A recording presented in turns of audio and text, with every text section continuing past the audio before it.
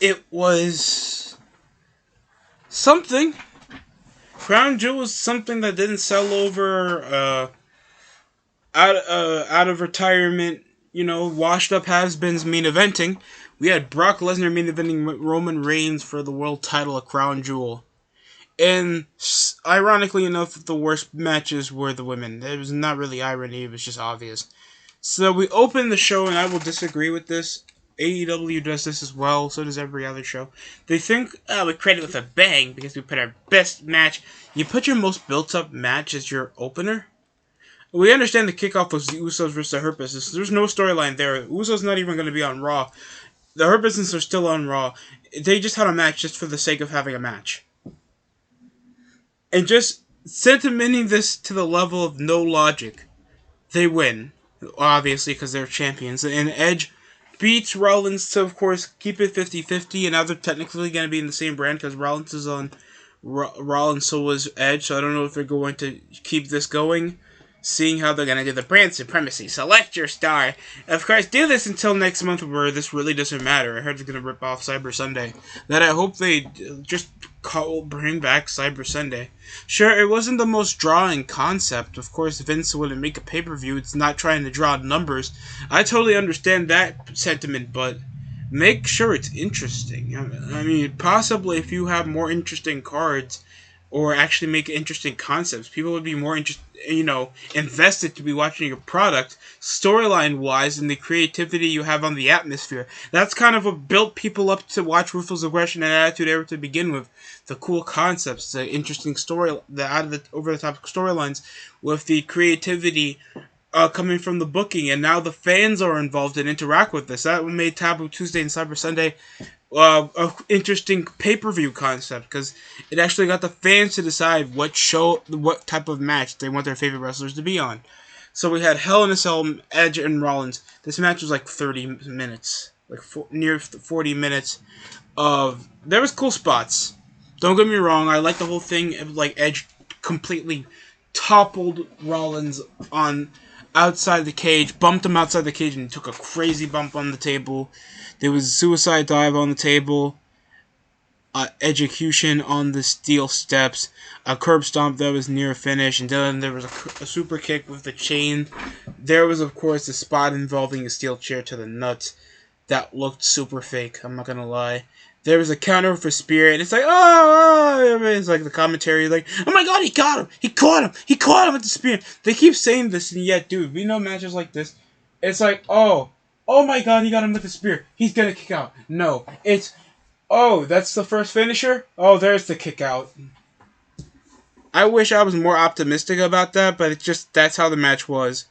It ended with Edge, they had his victory looking like he won the world title. It was a goddamn grudge match, and they treated it like he won the WWE Championship for the final time of his career.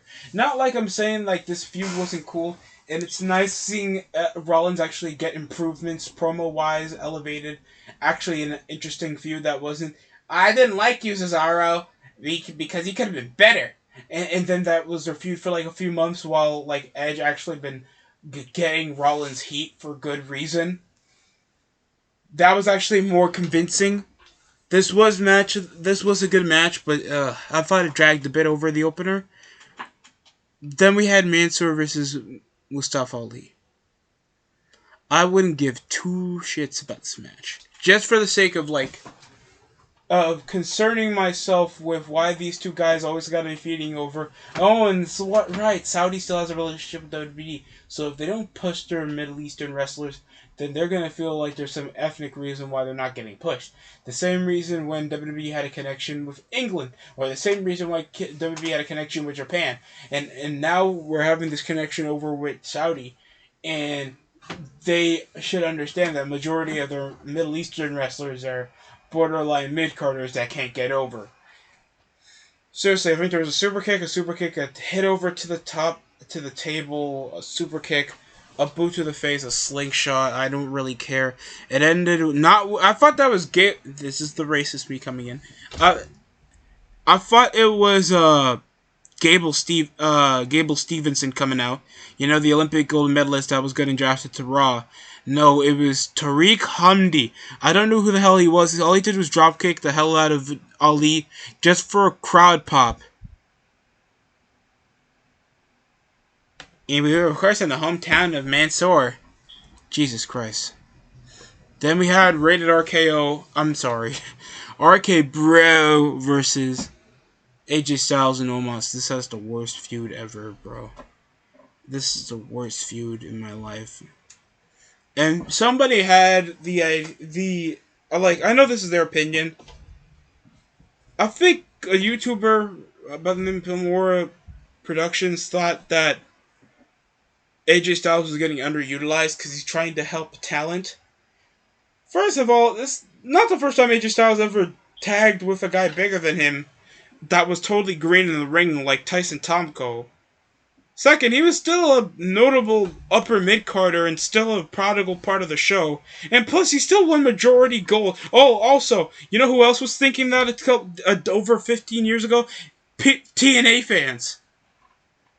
Even though he was like a two-time world champion, like won the X Division title a couple times, and is a triple crown. And then he tagged with Tyson Tomko and people thought he sucked. I mean, he was getting underbooked. When are you going to get satisfied and feel like what's wrong with a veteran not trying to help another guy get over? What's wrong with that? You know AJ has a lot more time in the business. And it's like Shawn Michaels. He could win it if he wants to, but he's trying to help other guys succeed. What's wrong with that? That is stupid. AJ is already a US champion. He's had one of the biggest surprise debuts in a long time. Won the world title in a short span. Has had the last match with The Undertaker. The last match Undertaker's ever going to get at Mania. That is a track record. That is something bigger than some Hall of Famers right now. And you're telling me right now that you think AJ Styles is getting undervalued? He's beaten Cena in 2 straight pay-per-views. No one can talk about that. He beat him back at Money in the Bank 2016 and SummerSlam 2016. Cena didn't beat him unless it was for the world title back in 2017 in the Rumble. It took him 2 out of 3 times. It took 1 out of 3 times to beat AJ Styles. You're telling me Styles was booked prominently like he was a threatening star back in the day? I don't get it. I don't get you people, bro. Y'all dissatisfied with anything unless it's on your universe mode, and that scares me. Because it just shows that you guys have like either like no patience or actually no anticipation to see what actually sees on a TV show. Yet, I do blame it on WWE because they haven't been making themselves an exciting product in a long time. But it's just, you guys don't know when to shut the hell up and just wait. And then we have the tag team match. That was nearly the same tag team match that we had before. RK Bro won off a floating bro, almost got removed from the match. It ended with an RKO, and then an RKO on Omos.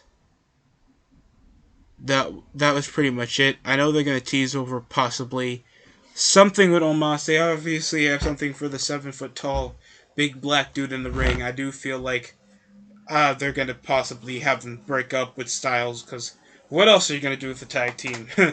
Make a cool storyline? No, you're going to break it up and try to see that the bigger dude has a push. You know how they ruined that? Enzo and Kaz.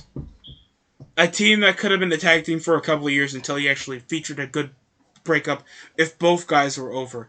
But technically, Enzo was the only person over in that entire group. That was a bad thing. Then we had the Queen's Crown finals with Doudrop and Zelina Vega, where they both were. This was the best Doudrop ever looked because I didn't have to see her smoldering white, Caucasian fat all around her, and she was actually wearing something to cover it up. There was a headbutt, belly to belly, a tornado suplex. It ended off a code red with a roll up, and it looked so unrealistic because I feel like Doudrop could just lift her down. It didn't look like she knocked her out to even do a pinning situation like that, so it just looked super unrealistic. And Zelina Vega, like, she's just gonna be queen of the mid card. She's already losing inconsistently on TV, especially when she's not given a prominent character to get heat And this is the same asshole that somehow comes over from having a literal union, business union, over the mishandling, the mispayment, or the mistreatment of her, or some crap. And now she's getting booked over to win a tournament on TV. It's a bit odd. I really question the ideas that Vince goes through when it comes to his relationships with his employees. I understand some have meaning, like trying to put guys over on developmental that's shown to have potential on TV, like Austin Aries or Robert Roode or EC3. Guys that are actually TV ready, but you want them to know their place. I get that, but you have a chick that obviously done a lot of crap to make sure that you look bad, and you still push her. I don't get it. I hope we stop trying to push over Doudrop. I don't know why people say Doudrop is cool. Just for the sake of this, shout out to Destructor and me tearing her a new butthole, looking like a blonde Majin Buu. And now she lost over to the tournament, so at least something got right. Then we had our False Count Anywhere, no holds barred match. They literally said a False Count Anywhere, no holds barred match for a False Count Anywhere match. You know there's no DQ to begin with in a False Count Anywhere match. It's literally you get pinned or submitted anywhere outside or inside the ring. There was some chain wrap. Hands tossed. A spear obviously down the barricade. Goldberg got busted open immediately. Lashley grabbed over a steel chair. I think there was a small botch over because Goldberg's knee was braced up. A big boot. There was a couple of repeated attacks involving the Hurt Business until literally like a 60-year-old Goldberg literally cleaned house. It was better than SummerSlam. I'm going to say that because they had more freedom going in and out the ring. So Goldberg didn't have to keep pace. So I thought it was fine then. So that's practically it. The match was better. Then we had King of the Ring. I don't think I watched this match. I don't care if Xavier Woods obviously won. Just so I can be like, I'm King of the Ring, baby! Shaking his leg. I hate the fucking move. I hope this is the thing where Kofi gets jealous, like, I'm not King of the Ring, I'm not WWE Champion like Big E. Oh, but that actually takes storytelling. That actually takes patience. That actually takes giving Kofi a character. So they're not going to do that and be like, I'm happy, and he's possibly going to get in a feud where he's going to put his King of the Ring title on the line. I don't really care. Then we had Big E versus McIntyre. That was another good match. I just feel like it was failing to emotionally invest me because we know McIntyre was going to lose because he's on SmackDown now. So there's no point into that. Even though there was a cool belly-to-belly suplex, McIntyre kept getting his ass whooped like a lot. He got the Scott Steiner Triple H Royal Rumble 2003 treatment. Claymore kick out of nowhere, obviously off the near fall. A spinebuster with a jackknife powerbomb. Like they were trying their best to make this match look average as hell to even feel invested upon. Yet it just felt like a regular match. It ended off another attempt to run over the ropes for a finish, and then it ends with a big ending. Pretty average, pretty good match, but not as anticipated as it had it. Even though there was some cool near falls, but yeah, I just feel like McIntyre's missing something. I feel like McIntyre's missing a lot because he looks like a star. He looks like a wrestler. He has the attitude. I'm just feeling like he's missing possibly a spokesperson or another companion. Give him something to make sure he gets a more lived out character. And I feel like that would be more interesting for McIntyre. And then we have Becky Lynch, Bianca Belair, and Sasha, and the crowd was dead at this point. The crowd was dead. For the SmackDown Women's title, you have Becky Lynch, I'm watching her match,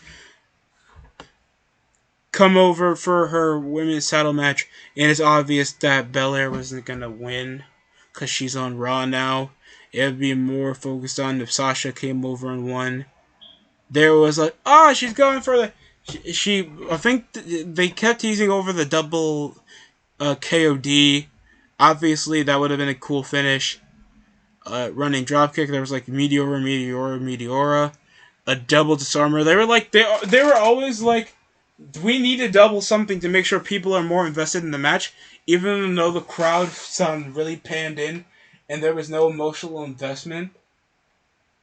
It was like there was some sell of the shoulder, but every time it was like, we take 5 minutes out, then the other person takes 5 minutes out, just so the other guys can get their shit in to try to feel like there's some interaction. But it just comes around looking majorly sequenced. That's why I don't like triple threat matches like this, especially if the fans are not into it. It's a triple threat match that nobody asked for over a brand split, where kind of the match is already set up to fail to begin with. So it ends with a roll up off like a 20 something minute match after a counter from the K. From, I think it was a bank statement. It was cool though seeing Bianca Belair put up some really big, physically impressive moves. I gotta give her that. Like some of those moves were impressive, and her one-handed deadlift was pretty physically impressive. But it just felt like it wasn't getting me. Like the match was missing a lot. Like these guys like needed some charisma or some more emotional investment, because you're just booking a match, especially when these women don't have over the top characters. They're just, I'm the boss. I'm the EST. I'm big match back. There's no like depth into that, and they're not over the top with it. And we know how they are on social media. These women just don't come as interesting. And that's why we always sell the women short, because you're always trying to add shit. You're always trying to add a women's Royal Rumble, a women's something with something, a women's triple threat match, when nobody even are that invested in the characters itself that it even shows there. Because if there was a torn shirt, there would have been a freaking DQ. There would have been a count out. If her shirt was mangled, even though these chicks, like majority of the women were wearing full body suits, full body gear in the ring.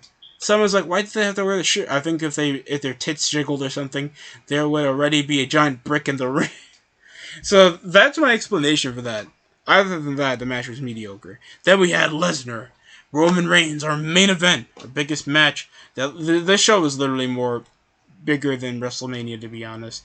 It wasn't a 2-night event. We had a number of matches. At least 2 were entertaining, even though majority of these look like they're going to be not going to count, because this is coming out Friday, where this is the we're finally gonna finalize the 2021 WWE draft.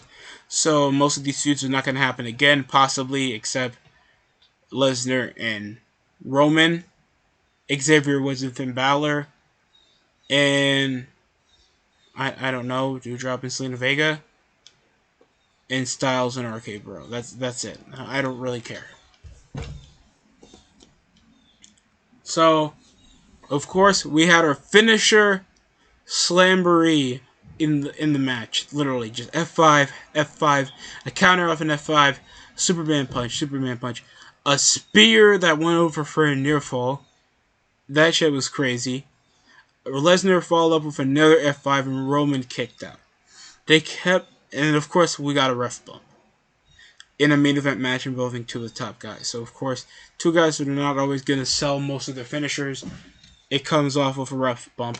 And then as soon as the ref was down and trying to get up, Paul Heyman indecidably tossing the bell over to the middle, even though it was better on Roman's reach. Lesnar thought that he can get the upper hand. He gets double super kicked. And then it ends with Roman Reigns getting the headshot with the Universal title and hitting off with the spear.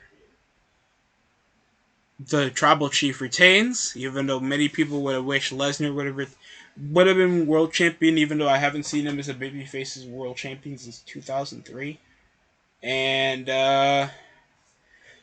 yeah, that's practically it. I know they're gonna be possibly continuing with this, because majority of the drama did come off Paul Heyman turning his back on Roman with the return to Lesnar and trying to do work behind the scenes, but it looks like Paul Heyman was going with the winning team, with the bloodline ending with Lesnar pissed. So they're possibly going to continue with this Thanks Lesnar is a free agent, just giving no hijinks to him feuding with anybody else. So it's like, oh, I'm a free agent because I have to just wrestle the main event, or I don't have to wrestle every mid carder and kill them. So that's literally his excuse right there, and that's the show. That's Crown Jewel. It's better than SummerSlam in my opinion. No, I don't think it's better than. Okay, I think it's a bit better than SummerSlam. It's better than Money in the Bank. I'll agree with anybody in that. But this show was pretty average. There were like 2 to 3 matches that I found watchable. The main event was some set repetitive, but you at least you got the drama that was going for you there. And I did not like the women's matches; they were garbage. The King of the Ring and the Queen of the Crown had no emotional investment and no stakes to make it feel intriguing to see what would actually be the benefit of any of these guys winning other than getting a gimmick. And yeah, just nothing felt enticing. I don't really give a shit about the little silver medal jobber that came out to just beat up 2 guys that are not even over, other than in their own country.